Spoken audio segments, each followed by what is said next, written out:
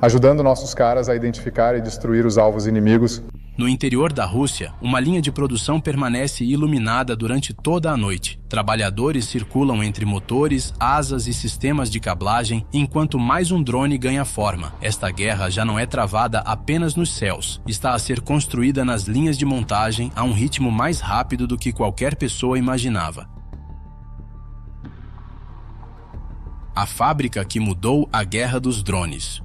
Longe da linha da frente, na região russa do Tartaristão, uma discreta zona industrial tornou-se um dos locais mais observados desta guerra de drones. Vista do solo, pode parecer apenas mais um complexo fabril. Mas, vista do espaço, as imagens de satélite revelam novos edifícios, infraestruturas em expansão e um local que cresce a um ritmo suficiente para atrair a atenção internacional. Esta é a Zona Econômica Especial de Alabuga, perto de Yelabuga, um local atualmente associado de forma estreita à produção russa de drones de ataque do tipo Shahed, conhecidos ao serviço da Rússia como drones do tipo Geran. Relatórios do Centro de Estudos Estratégicos e Internacionais, CSIS, e do Instituto para a Ciência e a Segurança Internacional acompanharam os progressos visíveis neste complexo, mostrando como a Rússia passou de uma forte dependência de drones concebidos no Irão para a criação da sua própria capacidade de produção interna. Esta mudança é importante porque importar drones é muito diferente de os fabricar dentro do próprio país. As importações dependem de envios, rotas logísticas e acordos políticos externos. Já a produção nacional permite a um país copiar, montar, adaptar e repetir o processo vezes sem conta. É por isso que Alabuga é mais do que uma simples fábrica. É um sinal de que a Rússia pretende transformar os drones numa ferramenta de pressão constante e não numa arma rara utilizada apenas ocasionalmente, da concessão iraniana à linha de produção russa. No início, a história parecia simples. A Rússia estava a utilizar drones concebidos no Irão para atacar cidades ucranianas, infraestruturas energéticas e alvos militares.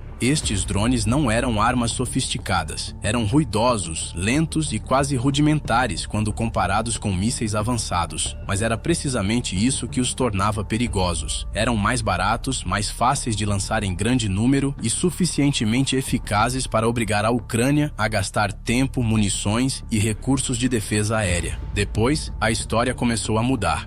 Relatórios do Instituto para a Ciência e a Segurança Internacional, da C4ADS e de outros investigadores associaram o complexo de Alabuga a um plano mais amplo. Não apenas receber estes drones, mas produzir sistemas do tipo Shahed 136 dentro da própria Rússia. Ao serviço russo, estes aparelhos passaram a ser conhecidos como drones do tipo Geran, e essa mudança de nome revela algo importante. Um projeto estrangeiro estava gradualmente a tornar-se parte integrante da própria máquina de guerra russa. É assim que a produção militar costuma funcionar durante uma guerra prolongada. Primeiro, um país recebe ou compra uma arma de um aliado. Depois, os engenheiros estudam-na, fazem adaptações, substituem componentes por alternativas locais sempre que possível e procuram fabricá-la mais rapidamente. O objetivo não é apenas copiar a máquina. O objetivo é tornar o abastecimento mais fiável e criar volume suficiente para manter uma pressão constante sobre o adversário,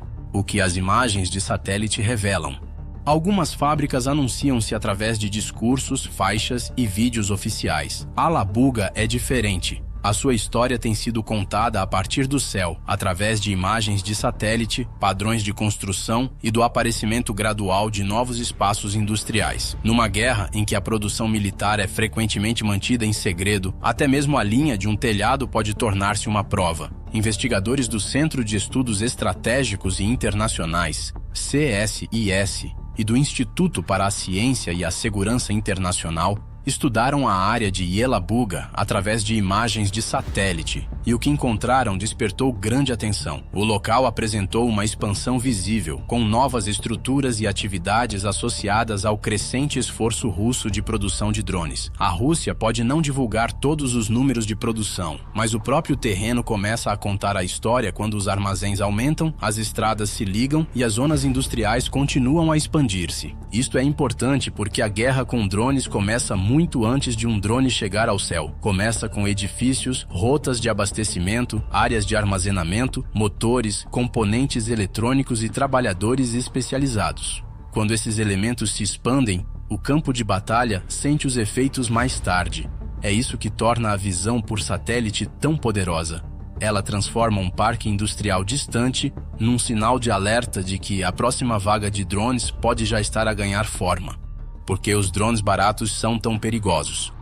Um único drone a atravessar o céu noturno pode não parecer grande coisa. É mais lento do que um míssil, mais fácil de ouvir e muitas vezes construído com componentes simples. Mas é precisamente aí que reside o perigo. A Rússia não precisa que todos os drones sobrevivam, precisa apenas que um número suficiente deles continue a chegar. Os drones do tipo Shahed são úteis porque colocam as defesas da Ucrânia sob enorme pressão. Cada drone que se aproxima obriga a uma decisão. Deve a Ucrânia utilizar um interceptor dispendioso, mobilizar equipas móveis de defesa antiaérea, tentar neutralizá-lo através de guerra eletrônica ou permitir que continue em direção ao alvo? Agora imagine esse mesmo problema repetido em várias cidades durante muitas noites consecutivas. A arma não é apenas o drone em si, é a pressão que ele cria. Mesmo quando muitos drones são abatidos, o ataque continua a ter impacto. Pode consumir munições, esgotar equipas de defesa, danificar infraestruturas e perturbar a vida dos civis. O som de um único motor gera receio. O som de muitos motores transforma-se numa estratégia. Esta é a realidade desconfortável da guerra com drones de baixo custo. Não precisa de parecer tecnologicamente avançada para alterar o campo de batalha. Precisa apenas de estar disponível em grandes quantidades.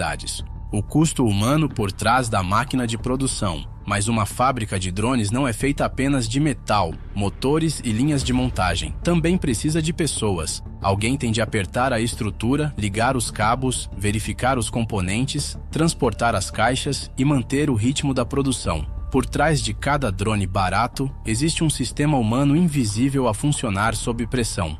Relatórios sobre o complexo de Alabuga e Yelabuga levantaram sérias preocupações quanto ao envolvimento de jovens trabalhadores e estudantes em atividades relacionadas com a produção de drones. Este detalhe é importante porque mostra que uma guerra prolongada não afeta apenas os soldados na linha da frente. Ela estende-se também às escolas, aos programas de formação, às zonas industriais e à mão de obra civil. Isto muda a forma como devemos olhar para estes drones. Eles não são apenas armas voadoras que surgem repentinamente no céu noturno. São o resultado final de recrutamento, formação, cadeias de abastecimento, turnos de trabalho, gestores, engenheiros e trabalhadores que mantêm todo o sistema em funcionamento. A expansão da produção de drones na Rússia não consiste apenas em fabricar mais máquinas. Consiste em construir todo um ecossistema de guerra à sua volta. A cadeia de abastecimento por trás do enxame.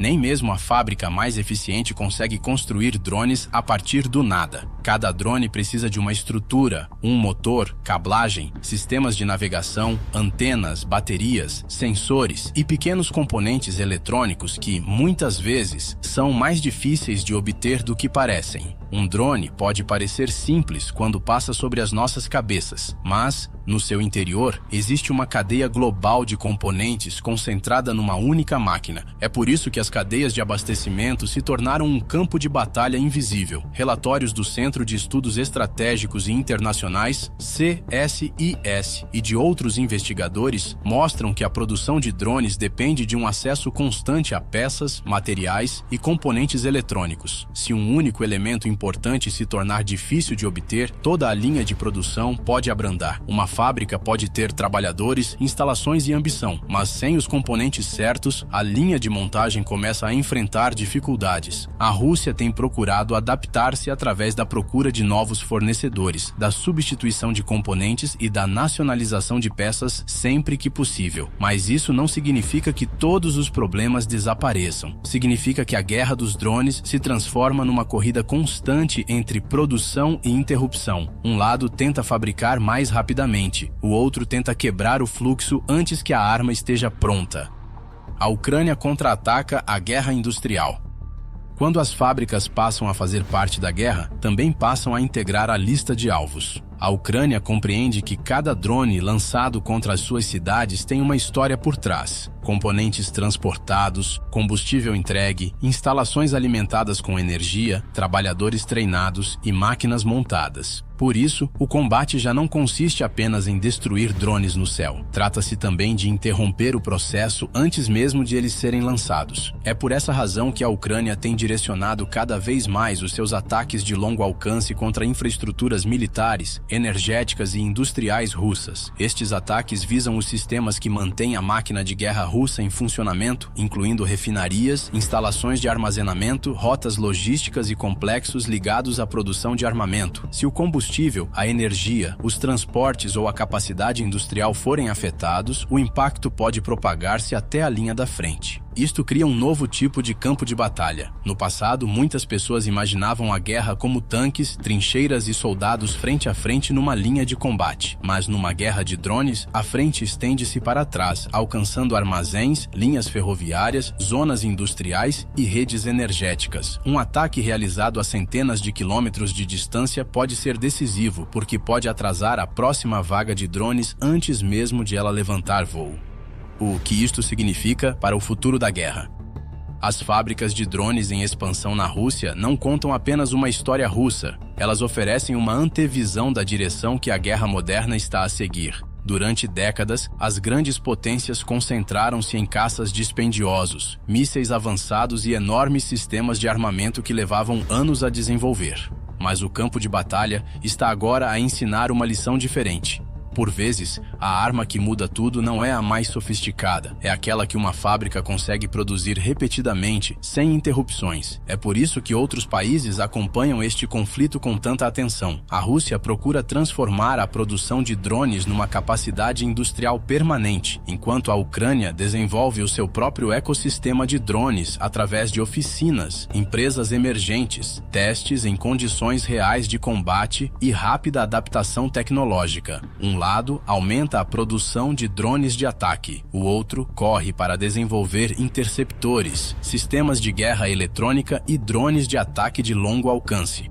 Isto altera o próprio significado de poder militar. No futuro, o país mais forte poderá não ser apenas aquele que possui as armas mais caras. Poderá ser aquele que consegue projetar rapidamente, fabricar a baixo custo, reparar com rapidez e substituir perdas sem perder ritmo. Software, chips, motores, baterias, fábricas e trabalhadores qualificados passam a fazer parte do mesmo campo de batalha. Por isso, quando observamos as novas fábricas de drones da Rússia, não estamos apenas a ver edifícios no Tartaristão ou linhas de montagem escondidas atrás de muros protegidos. Estamos a assistir ao surgimento de uma nova lógica de guerra. A próxima grande ameaça pode não chegar sob a forma de um único míssil gigantesco. Pode chegar sob a forma de centenas de pequenas máquinas lançadas por um sistema que nunca para de funcionar. As fábricas de drones da Rússia mostram como a guerra está a passar de armas raras para uma produção contínua e ininterrupta. O verdadeiro perigo não está num único drone, mas no sistema que existe por trás dele.